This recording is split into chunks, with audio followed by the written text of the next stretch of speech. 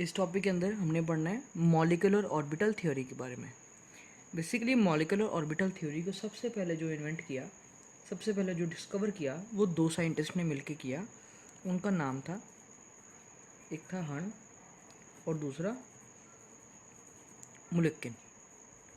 इन दो साइंटिस्ट ने मिलके इन 1932 को इस थ्योरी को स्टेट किया। ठीक है जी, हंस और मिल्किन ने मिलके 1932 को इस थ्योरी को स्टेट किया, जिसका नाम क्या रखा गया, मॉलिक्यूलर ऑर्बिटल थ्योरी। ठीक है, बेसिकली इस थ्योरी में हमने क्या चीज़ चेक करनी है, दो तीन चीज़ें हैं। जैसे सबसे पहले आएगी रिलेटिव बॉन्ड स्ट्रेंथ। किसी मॉलिक्यूल के अंदर बॉन्ड स्ट्रेंथ किस तरह की है, इस चीज़ को इस थ्योरी के अंदर स्टडी करेंगे।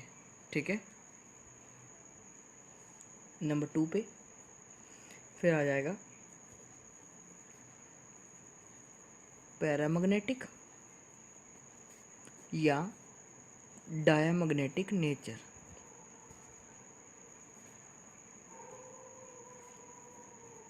ठीक है, जो मटेरियल है उसका मैग्नेटिक बिहेवियर किस तरह का है, कि वो चीज़ पैरामैग्नेटिक है या वो चीज़ डायमैग्नेटिक है, इस चीज़ को चेक करेंगे। ठीक है, बेसिकली इन तरह की प्रॉपर्टीज़ जो है, इस तरह की प्रॉपर्टीज़ को डील करने के लिए इसका एक सिंपल सॉल्यूशन बताया गया मॉलिक्यूलर ऑर्बिटल थ्योरी के अंदर।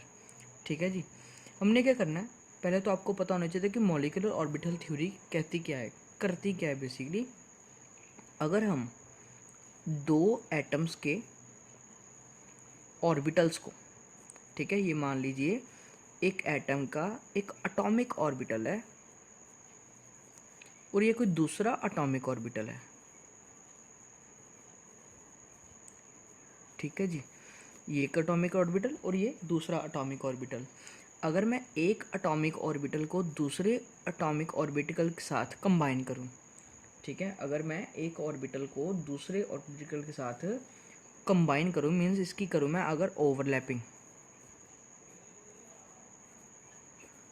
ओवरलैपिंग करने पे क्या होगा कि इन दोनों के कारण ओवरलैपिंग होने पे एक नया ऑर्बिटल क्रिएट होगा।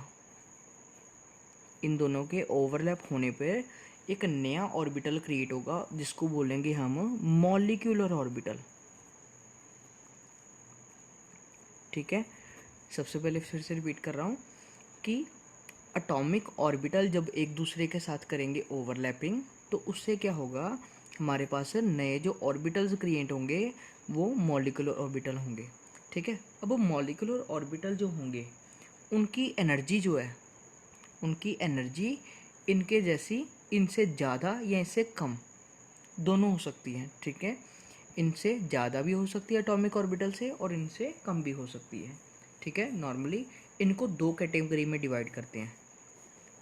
जो भी बनेंगे इनको हम दो हिस्सों में डिवाइड करेंगे समझने के लिए। एक हम रखेंगे बॉन्डिंग वाले, बॉन्डिंग मॉलिक्यूलर ऑर्बिटल्स, और दूसरे हम रखेंगे एंटी बॉन्डिंग वाले, एंटी बॉन्डिंग मॉलिक्यूलर ऑर्बिटल्स। ठीक है बेटे, एक आ गए बॉन्डिंग ऑर्बिटल्स, एक आ गए एंटी बॉन्डिंग ऑर्बिटल्स। सबसे पहले बात करें बॉन्डिंग वाले। वर्ड बॉन्डिंग मॉलिक्यूलर ऑर्बिटल की क्या मतलब है, अगर हम एटॉमिक ऑर्बिटल को कंबाइन करें और ऐसा एक नया ऑर्बिटल मॉलिक्यूलर ऑर्बिटल क्रिएट हो जिसकी एनर्जी क्या हो, काफ़ी ज़्यादा कम। ठीक है, जिसकी एनर्जी लेस हो और उसके साथ उसकी स्टेबिलिटी क्या हो, हाई। ठीक है, दोबारा बोल रहा हूँ कि अगर हम इस तरह से दो एटॉमिक ऑर्बिटल्स को जोड़ें, ओवरलैप करें, ताकि कि जो नया मॉलिक्यूलर ऑर्बिटल क्रिएट हो उसकी एनर्जी कम हो पहले वाले से और उसकी स्टेबिलिटी हाई हो पहले वाले से, तो देन इस तरह के मॉलिक्यूलर ऑर्बिटल्स हमको क्या बोलेंगे, बॉन्डिंग मॉलिक्यूलर ऑर्बिटल्स। इसी तरह से इसके बिल्कुल उलट जो चलेगा वो आ जाएगा एंटी बॉन्डिंग।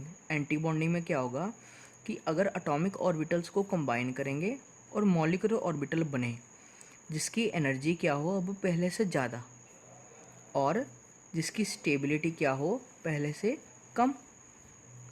ठीक है, स्टेबिलिटी लेस हो और एनर्जी ज़्यादा हो, ऐसे ऑर्बिटल्स को बोलेंगे एंटी बॉन्डिंग मॉलिक्यूलर ऑर्बिटल। ठीक है, और एक चीज़ और, अगर किसी भी जगह पर आपको बॉन्ड ऑर्डर पता करना हो, बॉन्ड ऑर्डर क्या होता है समझ लीजिए कि बॉन्ड ऑर्डर एक ऐसी चीज़ है जिससे आप पता कर सकते हो कि बॉन्ड की स्ट्रेंथ कितनी है, किस तरह की बॉन्ड बन रही है, उसकी स्ट्रेंथ कितनी है। इसका एक जनरल बड़ा बेसिक फॉर्मूला है, half of N B minus N A. ठीक है, half of N B minus N A, where यहाँ पर एन बी का मतलब क्या है कि bonding molecular orbital, N B bonding molecular orbital, और एन ए का मतलब एंटी बॉन्डिंग मॉलिक्यूलर ऑर्बिटल। ठीक है, ये दो तरह के हो गए हमारे पास, एंटी बॉन्डिंग और बॉन्डिंग दोनों तरह के। ठीक है, ज़्यादातर जितने भी जो बॉन्डिंग वाले हैं, जितने भी बॉन्डिंग मॉलिक्यूलर ऑर्बिटल्स होंगे उनको हम रिप्रेजेंट करेंगे इस तरह से, सिग्मा पाई डेल्टा से। ठीक है, जितने भी बॉन्डिंग वाले हैं, ज़्यादा स्टेबिलिटी वाले हैं, उनको सिग्मा पाई डेल्टा इस तरह से रिप्रेजेंट किया जाएगा। और जितने भी एंटी बॉन्डिंग वाले आएंगे उनको रिप्रेजेंट करने का सबसे बेस्ट वे क्या है, sigma star pi star del star. ठीक है, इनको स्टार पा के रिप्रेजेंट किया जाएगा। ठीक है, अगर आपके किसी भी सिंबल के ऊपर स्टार प्रेजेंट है, इसका मतलब आपको पता लग गया कि वो लेस स्टेबल है, ज़्यादा एनर्जी वाला, वो कौन सा हो गया हमारा एंटी बॉन्डिंग वाला। ठीक है, इस तरह से हम दोनों में से डिफरेंस क्रिएट कर सकते हैं कि कौन सा हमारे पास बॉन्डिंग वाला है और कौन सा एंटी बॉन्डिंग वाला। ठीक है, इसी के बेसिस के ऊपर हमने अब ड्रॉ करने हैं मॉलिक्यूलर ऑर्बिटल डायग्राम।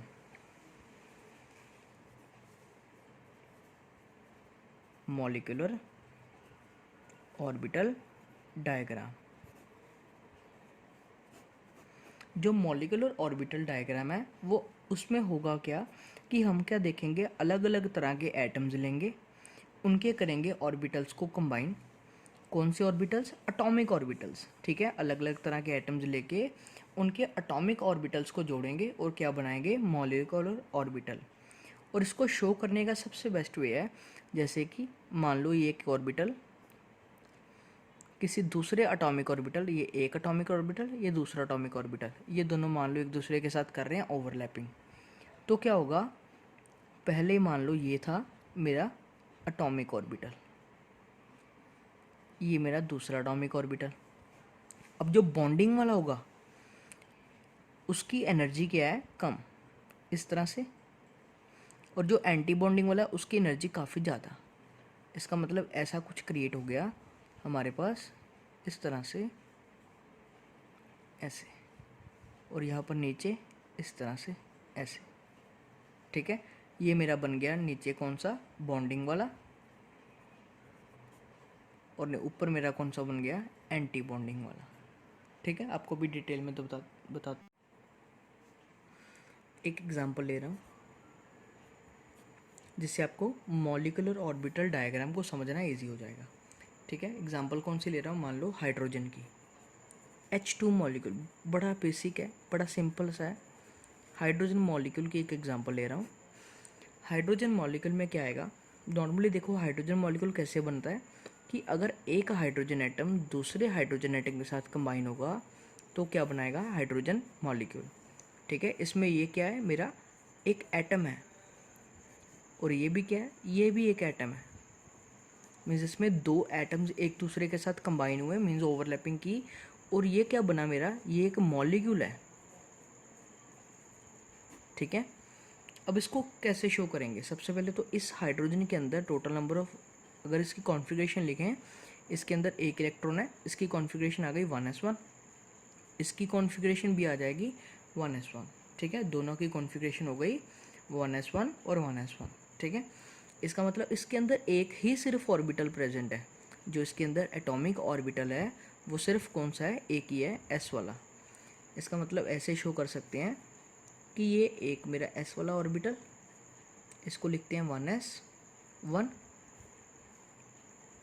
और इसी के बिल्कुल सामने इस तरह से एनर्जी को एक्सप्रेस करते हुए लेवल के अकॉर्डिंग ये मेरा आ गया फिर से 1s1। ठीक है, ये मान लो मेरा ये एटम शो कर रहा हूँ मैं, और इस साइड में दूसरा एटम शो कर रहा हूँ। ठीक है, ये मेरे कौन से हैं, ये मेरे हैं अटोमिक ऑर्बिटल्स, और ये भी कौन सा है मेरा, ये भी मेरा कौन सा है, एटॉमिक ऑर्बिटल। ठीक है, अब इसके केस में जो मेरा बॉन्डिंग वाला आएगा, बॉन्डिंग और एंटी बॉन्डिंग, देखो दो ऑर्बिटल कंबाइन हो रहे हैं एटॉमिक वाले, तो बनेंगे भी कितने, दो ही। वो किस तरह से, एक आएगा ऊपर इस तरह से, और एक आ जाएगा नीचे इस तरह से। अब क्या चीज़ आ गई, इसका नाम 1s1 आ गया, इसका नाम 1s1 आ गया। पहले तो ये जो ऑर्बिटल्स जो मैं सेंटर में शो कर रहा हूँ इस साइड, जो ये वाले ऑर्बिटल्स आ रहे हैं, ये वाला और ये वाला, ये मेरे कौन से हैं, ये मेरे हैं मॉलिक्यूलर, ये कौन से हैं, मॉलिक्यूलर ऑर्बिटल्स। ठीक है, इनको बोलेंगे मॉलिक्यूलर ऑर्बिटल, क्योंकि ये दोनों को कंबाइन करने के बाद बन रहे हैं। इसमें आ जाएगा एक इलेक्ट्रॉन 1s1, इसमें भी एक इलेक्ट्रॉन 1s1। ये मेरा कौन सा है, जो नीचे वाला आएगा उसको बोलेंगे सिग्मा, सिग्मा कौन सा, 1s, और ये बॉन्डिंग वाला था इसलिए इसको सिग्मा लिखा। ये एंटी बॉन्डिंग वाला है, अब इसको मैं लिखूँगा सिग्मा स्टार, सिग्मा स्टार क्या, 1s। ठीक है, इसके अंदर टोटल नंबर ऑफ इलेक्ट्रॉन 2 हैं, इसलिए यहाँ पर आ गए 2। ठीक है, दोनों इलेक्ट्रॉन्स यहाँ पर आ गए, और ये फ़िलहाल मेरा रह गया खाली।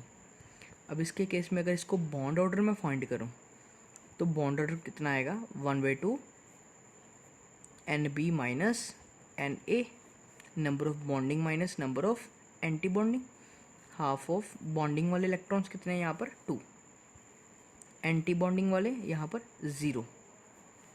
इसका मतलब ये बन गया 1/2 टाइम्स 2, और ये मेरा कट करके आ गया 1। ये मेरा बॉन्ड ऑर्डर आ गया। और एक इसका नेचर पता करना है हमने, इसका कौन सा नेचर है, क्योंकि यहाँ पर हमने मॉलिक्यूलर को देखना है बस, मॉलिक्यूलर के अंदर क्या प्रेजेंट है, 2 इलेक्ट्रॉन्स, इसलिए ये क्या हो गया हमारा डायामैग्नेटिक। ये मेरा कौन सा हो गया, डायामैग्नेटिक मटेरियल। इसी के बेसिस के ऊपर, इसी तरह से आप इसी के बेसिस के ऊपर H+2, H-2, लिथियम +2, इस तरह के काफ़ी सारे एलिमेंट्स को कर सकती हो। ठीक है, H+1, H+2, Li+2, ठीक है, Li लिथियम, ठीक है, एंड सोन, काफ़ी सारे एलिमेंट्स को इन्हीं के बेसिस के ऊपर परफॉर्म कर सकते हो। ये सारी एग्जांपल्स इसी के बेसिस के ऊपर आएंगी।